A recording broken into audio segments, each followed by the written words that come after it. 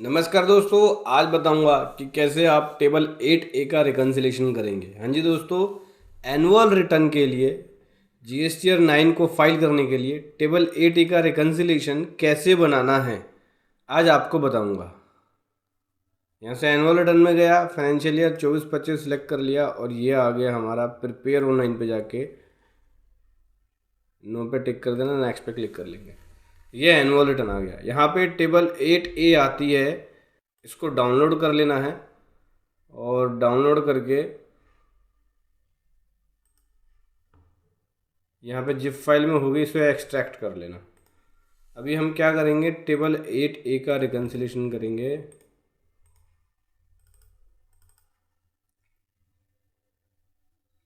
ये देखिए, ये टेबल 8A, इसमें B2B invoice, B2BA, credit note, debit note, e commerce से रिलेटेड जो है वो आएगा। डेबिट क्रेडिट नोट कुछ भी नहीं है, B2B इनवॉइस देख सकते हैं। ये B2B इनवॉइस आ गया।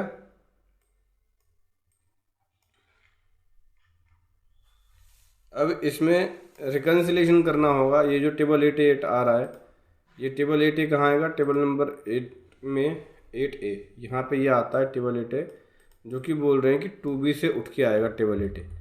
टेबल 8A बेसिकली क्या होता है, 2B के थ्रू बनता है।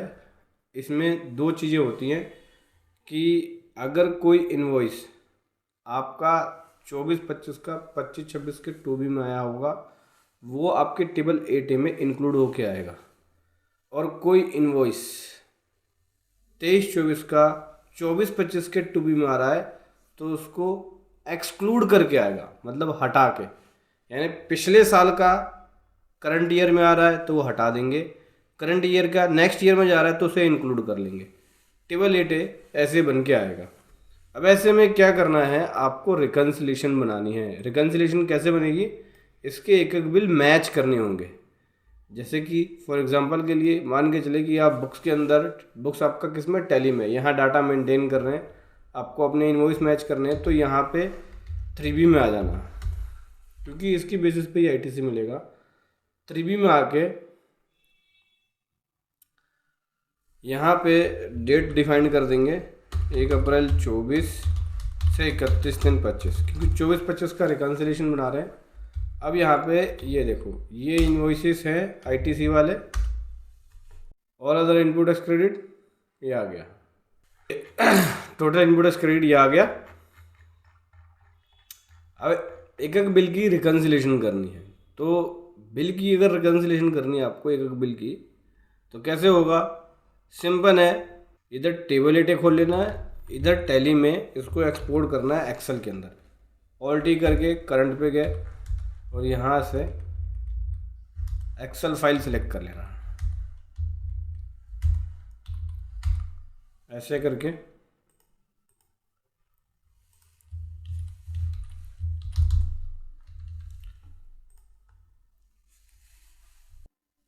ये देखिए, ये आ गया। अब एक एक बिल आपको टेबल 8A से मैच कर लेना है कि ये वाला बिल इसमें आ रहा है कि नहीं आ रहा है। यहाँ पे रिमार्क लिखते जाओ, यहाँ भी रिमार्क लिखते जाओ। चलिए मैच कर लेते हैं। तो ये देख सकते हैं टेबल 8A ये कर लिया है मैच मैंने, लगभग सारे बिल मेरे मैच हैं। और ये मेरे पास 3B है जो टेली से एक्सपोर्ट किया, ठीक है। इसमें से एक बिल जो है, ये वाला बिल टेबल 8A में नहीं आ रहा है, बाकी सारे बिल टेबल 8A में मैच हो गया। और ये फर्स्ट क्वार्टर का अप्रैल टू जून का बिल है, 2B में आ रहा है लेकिन इधर नहीं आ रहा टेबल 8 में। कई बार ऐसा होगा कि आपके बिल टेबल 8A में नहीं आ रहे होंगे, आपके बुक्स के अंदर तो है लेकिन टेबल 8A में नहीं आ रहा होगा। कई रीज़न हो सकते हैं, या तो सामने वाली पार्टी ने R1 कर दिया, 3B नहीं किया, या कैंसिल सप्लायर है, या ब्लॉक रेट के अंदर है, या रिवर्स चार्ज वाला तो आता है इसके अंदर, ठीक है, या फिर इनवॉइस रिजेक्ट कर दिया गया है आपके द्वारा, तो उस कारण भी नहीं आता है, ठीक है। अब यहाँ एक बिल जो टेबल 8A में ये नहीं आ रहा है, और भी अदर रीज़न हो सकते हैं नहीं आने के। एक बिल टेबल 8A में नहीं आ रहा, बाकी सारे आ रहे हैं, तो मैंने यहाँ पे एक रिकन्सिलेशन बन रखा है, रिकन्सिलेशन ऑफ टेबल 8A।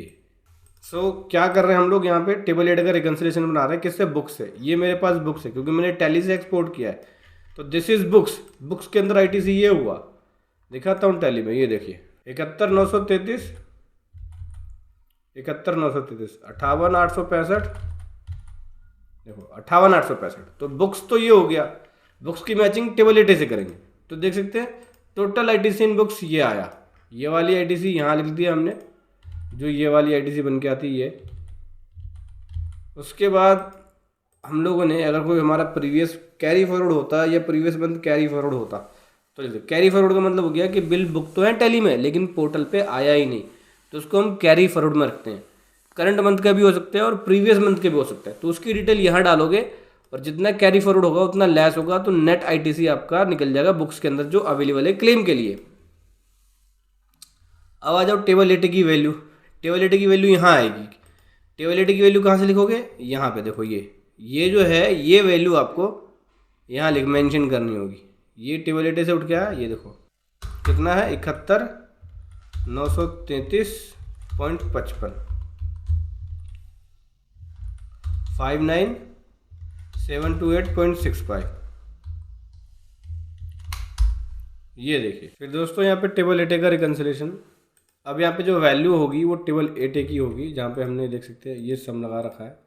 ये वैल्यू मैं टेबल एटे की कॉपी पेस्ट करके ले लूँगा, यहाँ पेस्ट कर दिया, ठीक है। पेस्ट करने के बाद अगर आप देखेंगे तो डिफरेंसेस क्या है ये पता लग जाएगा आपको। 875 रुपये का डिफरेंस आ रहा है यहाँ पे 3B यानी बुक्स की जो 3B है ये वाली वैल्यू और टेबल एटे की वैल्यू जो कि ये वाली वैल्यू जिसकी मैचिंग होने करी है। 875 रुपये का मात्र डिफरेंस है, और वो भी रीज़न कि 875 वाला ये है कि टेबल एटे में वैल्यू अपेयर नहीं हो रही। तो ये यहाँ पर लिख देंगे 875 वाला अमाउंट, ठीक है, जो इनवॉइस टेबल एटे में रिफ्लेक्ट नहीं हो रहा है। तो देख सकते हैं रेफरेंस 0 हो गया। इस प्रकार से टेबल एटे की मैचिंग हो गई। अब 3B की बात करें तो 3B में कितना क्लेम लिया है, क्योंकि साथ के साथ 3B का भी मैं यहाँ पे करके चल रहा हूँ पोर्टल पे जो 3B फाइल करी है। तो यहीं पे आपको एक 3B दिखती है, ये सिस्टम जनरेटेड एनुअली 3B बन के आ जाती है। इसके टेबल 4 में आ जाना, नेट आईटीसी वाले में आना। ये 71,933 यहाँ पे हमने लिखा 3B की वैल्यू 71,933, 58,865 ये भी सेम होगा।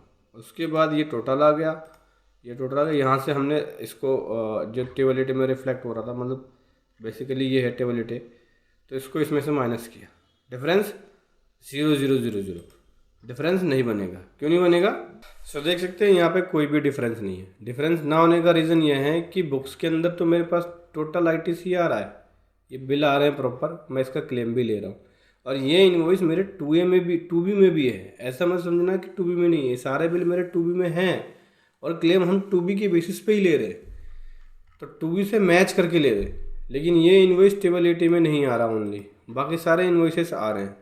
तो जितना 3B के अंदर क्लेम लिया उतना मेरे पास टोटल इनवॉइसेस है, ठीक है। तो इसलिए 3B और 3B और बुक्स की 3B के बीच का डिफरेंस 0 है, ठीक है। तो ऐसे आपको टेबल एटे का रिकन्सिलेशन करना है पोर्टल से। एनुअल रिटर्न फाइल करते समय आईटीसी का रिकन्सिलेशन इनवॉइस वाइज ज़रूर कर ले, ताकि इन फ्यूचर कभी नोटिस आए तो आप नोटिस से बच सकें। वीडियो कैसे लगी ज़रूर बताएं। Thank you so much. जय हिंद, वंदे मातरम।